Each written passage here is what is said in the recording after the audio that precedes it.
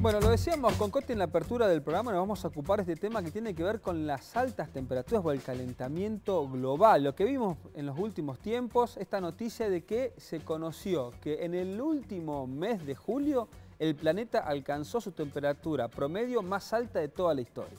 Para hablar de esto invitamos al doctor Carlos Ferreira, es un especialista, un hombre que ha venido trabajando en la cuestión climática hace mucho tiempo, incluso has asistido a ¿cuántas cumbres climáticas de las que se han venido realizando, Hasta Carlos? ahora una docena de cumbres que me ha permitido ver por dónde va el mundo y este planeta en un momento tan complejo, ya no solamente del planeta, sino también para el sur global y en particular Argentina, ¿no? Decimos altas temperaturas, decimos las olas de calor, decimos este calentamiento global. Lo primero que quiero que nos expliques qué nos está diciendo esto de lo que pasa en el planeta. Mira, específicamente el modelo de desarrollo que hemos elegido, en términos generales, Occidente, capitalismo, ha avanzado sobre el globo y ha generado un mecanismo de desarrollo apoyándose en el extractivismo, apoyándose en los mecanismos de casi una guerra con la naturaleza, en términos de ruptura de las estructuras naturales, tirar abajo bosques, para avanzar en la construcción de un mundo de producción en el cual, bueno, el objetivo es producir, producir, producir y consumir. Y esto ha sobrecalentado el planeta porque hemos utilizado, aparte de este método de desarrollo inadecuado, no sustentable, un modelo energético utilizando combustibles fósiles, que hace muchos años sabemos que es realmente muy grave para el planeta porque lo recalienta. Entonces, el hecho de que el conjunto de los 8 billones de habitantes dependamos, seamos fósiles dependientes, hace que nuestra actividad genere este sobrecalentamiento que ya ha adquirido situaciones muy críticas. Por ejemplo, el Acuerdo de París 2015, luego de casi 21 años de reuniones, había dicho de que tenemos que reducir el consumo de combustibles fósiles, tenemos que cambiar el modelo energético, haciendo lo que se llama un modelo de transición energética, cambiando de los fósiles a energía más limpia, del cual Argentina es un baluarte. Tenemos sol, viento, fuerza de los ríos para producir energía limpia. No hemos hecho eso. Y el segundo componente, dado que la temperatura iba a seguir subiendo irreversiblemente porque los gases de efecto invernadero se han acumulado y están sobrecalentando como una gran frazada a la Tierra, y la gente viva que está dentro, animales y especies vegetales, nos estamos cocinando, iba a seguir subiendo. Entonces, París que dijo, la mitad del dinero que se da en cambio climático tiene que ir a proteger a las poblaciones vulnerables, que son las que sufren ante el calor. Claro. Los bosques, los animales salvajes, la fauna doméstica y los seres humanos. Los seres humanos que son los adultos mayores, los enfermos, los bebés, los niños. No se hizo nada. En términos específicos de adaptación, el mundo está en pañales. Entonces, ¿qué ha pasado? Este calor que se está produciendo de manera absolutamente científica, está siguiendo una rueda lineal, más contaminación, más gases de efecto invernadero, más crecimiento de temperatura, nos está llevando a una situación del planeta que tenemos. Ya París dijo en el año 2050 no tiene que subir la temperatura de 1,5 grados, ya lo hemos llegado. Ya este año o el que viene vamos a llegar al 1,5 grados, por más que se diga que no. Y por otro lado, claramente, aquí, aparte de falta de gestión global del gobierno global de Naciones Unidas, falló la Convención Marco del Cambio Climático, no hay democracia, claramente por los intereses empresarios, los dueños de los fósiles, los accionistas, siguen insistiendo en seguir gastando este dinero para acumular ganancias. Los ciudadanos no están presentes, por lo tanto hay falta de democracia en Naciones Unidas. Y a nivel de los gobiernos nacionales ha pasado lo mismo. A pesar de que la ciencia hace 30 años dice de que tenemos que encontrar un camino, cambio de modelo energético, y tenemos que proteger a la persona ante el calor extremo, no se ha hecho nada. Y por lo tanto, el planeta está sufriendo, están sufriendo los seres humanos, y lo que está pasando ahora claramente es que esta temperatura que se produce como consecuencia de los gases de efecto invernadero, más la corriente del Niño, va a producir en el hemisferio sur una situación muy crítica, tal vez muy superior a lo que hemos visto en el hemisferio norte. Y esta temperatura de invierno, pleno invierno que tenemos, es una muestra de lo que puede pasar en el verano.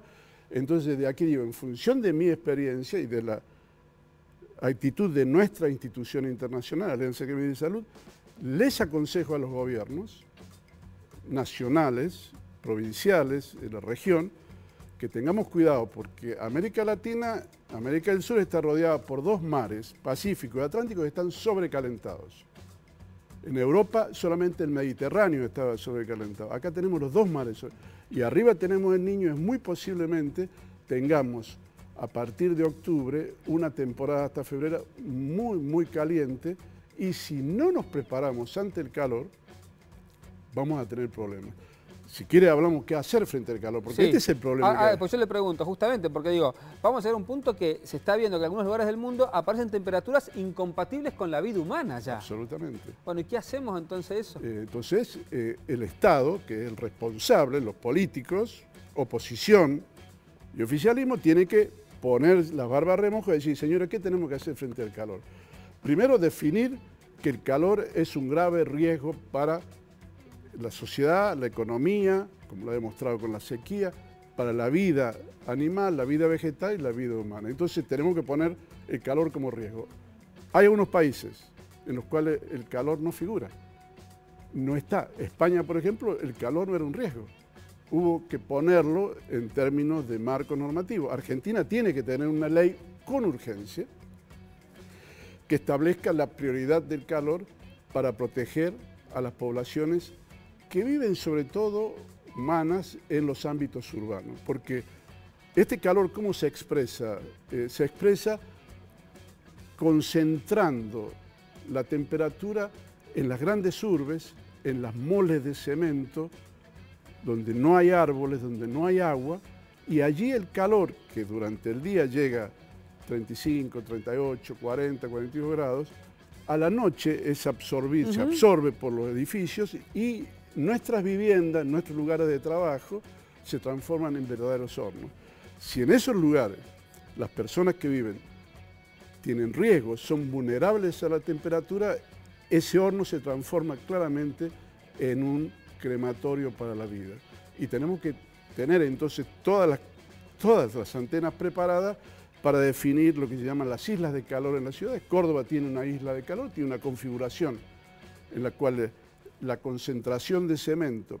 La isla del calor, perdóname, Carlos, que te interrumpa. Hoy le podemos trazar en Córdoba, entre lo que es el centro y Nueva Córdoba, ¿dónde No, la isla de calor se produce en todos los lugares urbanos donde están dadas las condiciones, donde hay mucho cemento, donde hay edificios no preparados, donde no hay árboles, donde no hay agua. Y en esos lugares esto puede plantearse que realmente una isla de calor no es una por una ciudad, puede haber múltiples islas de calor. Madrid, por ejemplo, yo vengo de trabajar allí, hay más de 35 islas de calor en las cuales hay que actuar puntualmente. ¿Qué significa esto? Hay que medir la temperatura en cada lugar de la ciudad. No vale con que nos diga el servicio meteorológico, en Córdoba hoy la temperatura es 38 grados, porque muy posiblemente ese promedio de temperatura marca de que en la ciudad de Córdoba por lo menos puede haber 20, 30 lugares en la ciudad en los cuales la temperatura puede llegar a 12 grados más o 15 de esos 38 grados. En esos lugares donde se concentra la temperatura más alta, que habitualmente son los lugares más pobres de la ciudad, donde la gente vive en ámbitos realmente con escaso nivel económico, poblaciones que son las que más sufren ante el cambio climático, ante la temperatura, es donde se van a producir los daños y pérdidas más graves que tiene la sociedad en términos de vida humana. El Acuerdo de París, en artículo 4, 5 y 6, establecía lo que se llama un fondo de reparación de los daños y pérdidas por el calentamiento global o por el calor.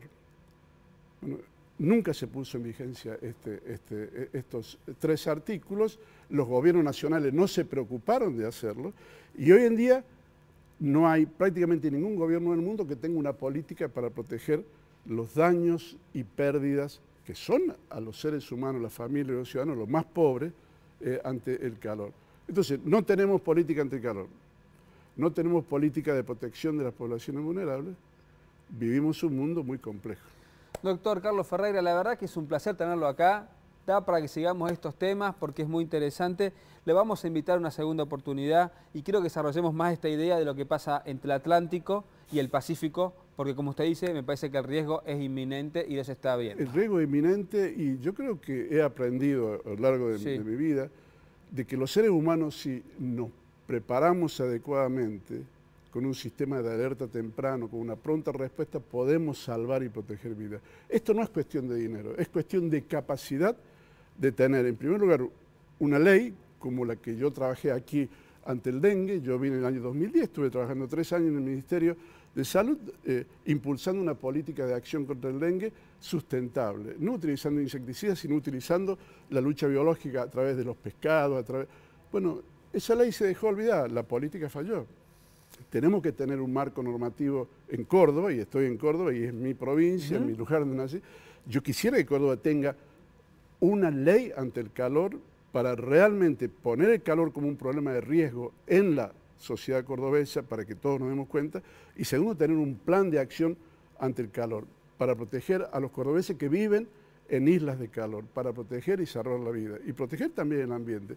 Si estas dos cosas no están presentes, más un director del calor tendría que tener la provincia, la municipalidad, un director, un funcionario que sea cargo del calor, porque hasta ahora no se ha tomado con seriedad el tema del calor. Tiene que haber un director de calor para que ayude a resolver los problemas que surgen de esta situación. Ojalá que esto aparezca antes que sea tarde. Doctor, muchas gracias otra vez. Gracias a usted y los felicito por estar interesados y preocupados por este problema. Siempre Canal 10 ha estado muy preocupado por estas cosas, así que mis felicitaciones. Gracias, la vamos a seguir.